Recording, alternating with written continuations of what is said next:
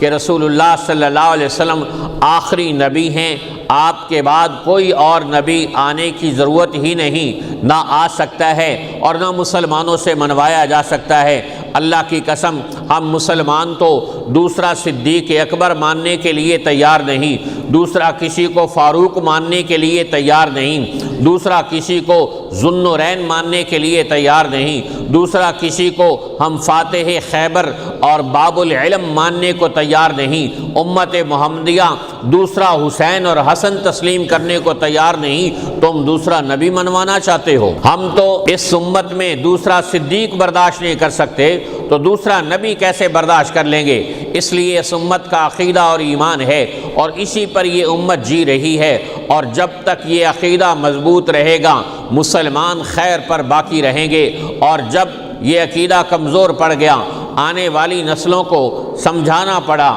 جلسے رکھنے پڑے، جمعے کرنے پڑے، اور مسلمانوں کو بتانا پڑا، اے مسلمانوں، حضور صلی اللہ علیہ وسلم آخری نبی ہیں، آپ کے بعد جو نبوت کا دعویٰ کرے گا وہ جھوٹا ہوگا۔ آپ نے ارشاد فرمایا کہ میرے بعد 30 جھوٹے دجال آئیں گے، کلہم یزعم انہ نبی، ان میں سے ہر ایک یہ دعویٰ کرے گا کہ وہ نبی ہے، اور میں اللہ کا نبی اعلان کر کے جا رہا ہوں، لا نبی بعدی، کہ میرے بعد اور کوئی نبی آنے والا نہیں ہے۔